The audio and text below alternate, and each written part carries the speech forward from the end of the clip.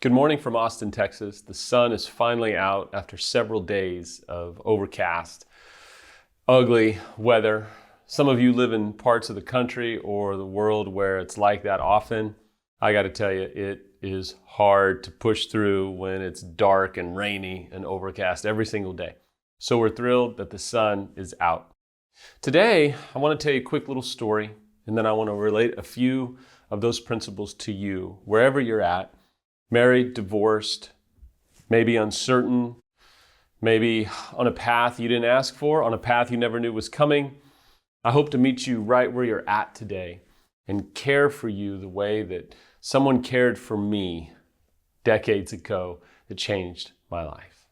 I was in a meeting the other night with several men who I have the privilege of doing life with, all survivors of infidelity and or addiction, and a therapist who is brilliant. And she said something the other day in passing that I thought really grabbed hold of me. I know it really shook all the men that were in the meeting. She's a very successful therapist, deals with lots of people who are walking through infidelity and addiction. And she said this one thing towards the end of the call.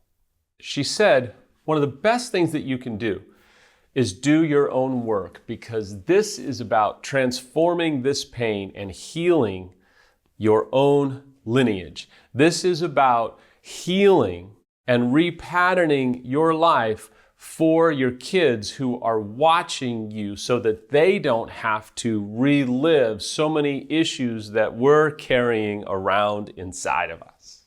The way she said it was so compelling because we were talking about how we as men can have mommy issues. And I will tell you, I am the CEO when it comes to having mommy issues. Or if you're a woman, you can have daddy issues. But obviously, we can all have our own daddy, mommy issues, regardless of gender. The reality is we carry along these issues inside of us that if we don't deal with can wreak havoc on our lives. One of the best things that you can do, unfaithful or betrayed, whether your marriage is over and you are living this new reality called divorce or separation, or you're still trying to restore your marriage or relationship post-infidelity or addiction, the best thing that you can do is do your own work.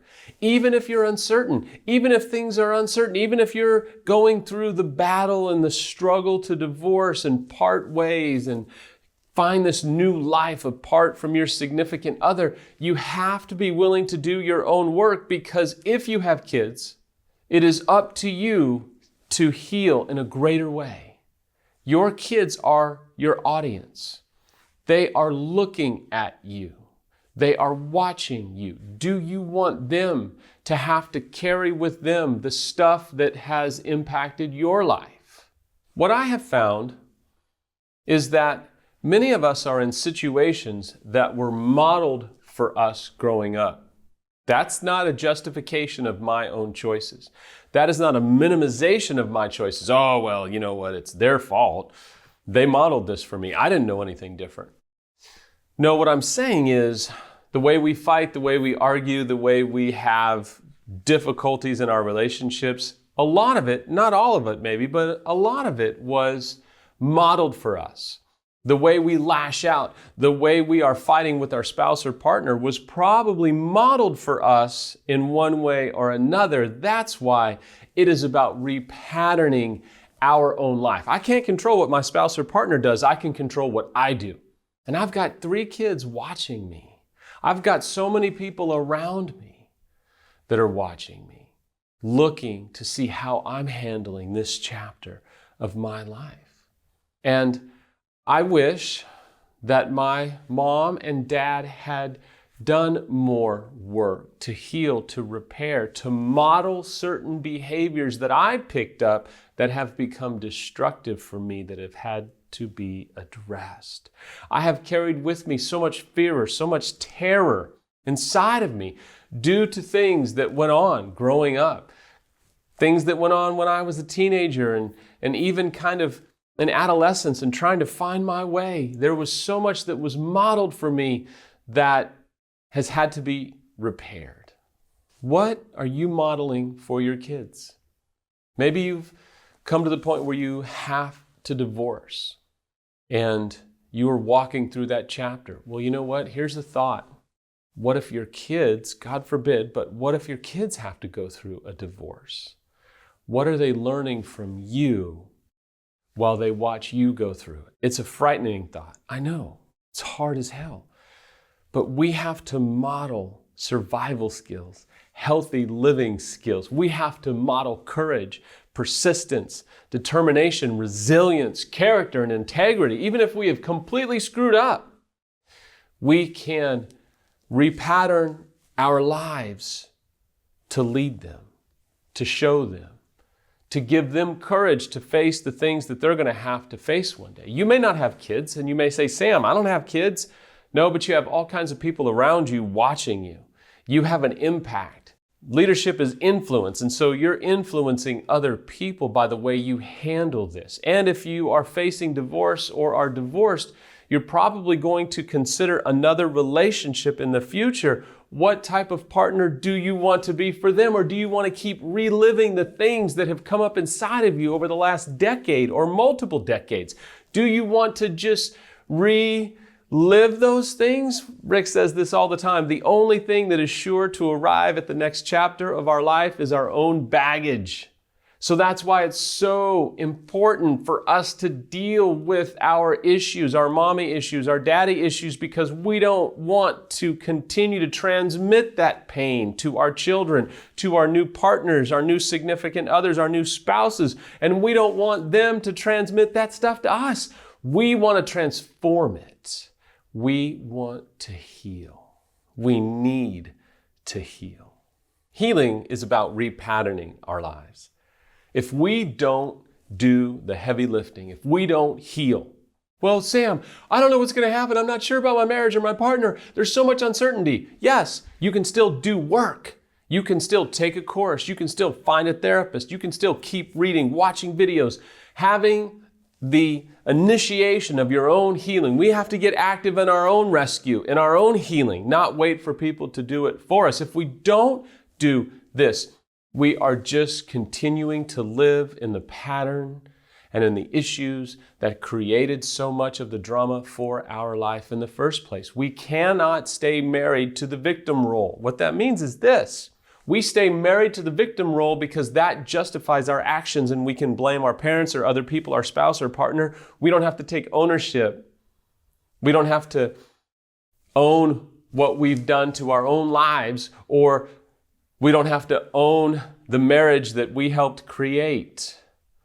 And so I got to tell you, as long as you stay married to the victim role, you're only continuing to stay stuck in the patterns and the dysfunction and the pain that has been going on in your own life.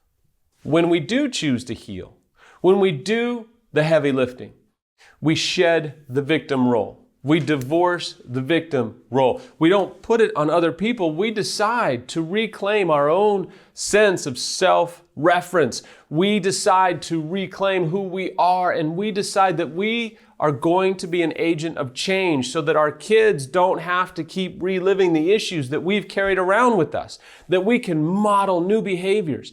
Someone's got to change the lineage. Someone's got to change the pattern. Someone's got to break the patterns that have been going on time and time again. Someone has to do it. Why not have it be you?